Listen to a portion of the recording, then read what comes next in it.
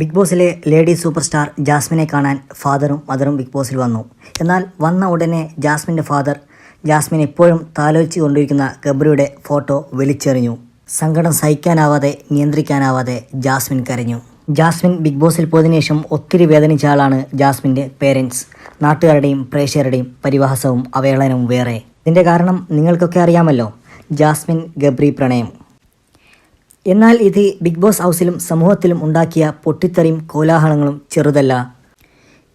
ഈ കൊച്ചു കേരളത്തിൽ ഒത്തിരി പ്രണയങ്ങളും പ്രണയവിവാഹങ്ങളും നടക്കുന്നു. എന്നാൽ എന്തുകൊണ്ടാണ് ബിഗ് ബോസിലെ ഗബ്രിയുടെയും ജാസ്മിൻ്റെയും ലവിനെ ആരും അംഗീകരിക്കാത്തത് എന്ന ചോദ്യത്തിന് പ്രേക്ഷകർക്ക് വ്യക്തമായ ഉത്തരവുണ്ട്.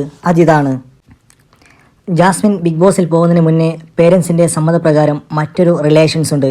നിലവിൽ ജാസ്മിൻ്റെ സോഷ്യൽ മീഡിയ അക്കൗണ്ടുകളും കൈകാര്യം ചെയ്യുന്നത് അവരാണ്. അങ്ങനെയിരിക്കെ മറ്റൊരാളെ പ്രണയിക്കുന്നതും ഓൾറെഡി റിലേഷൻഷിപ്പുള്ള ഒരാളെ ചതിക്കുന്നതിന് തുല്യമല്ലേ? ഇതാണ് ഒരു പേരൻസും അംഗീകരിക്കാത്തതും. ഗബ്രി എന്ന കണ്ടസ്റ്റന്റ് ഔട്ടായിട്ട് പോലും അവൻ്റെ ഫോട്ടോ പിടിച്ച് അവനെ സ്വപ്നം കാണുന്നതും ആർക്കായാലും ദേഷ്യം വരും. തൻ്റെ മകളോട് എത്ര തന്നെ വാത്സല്യമുണ്ടെങ്കിലും ഇത്തരം ചെയ്തികളോട് ലോകത്ത് ഒരച്ഛനും പൊറുക്കില്ല. ജാസ്മിൻ്റെ അച്ഛൻ ചെയ്തത് ശരിയോ തെറ്റോ പ്രേക്ഷകർക്ക് വിലയിരുത്താം. Comment below.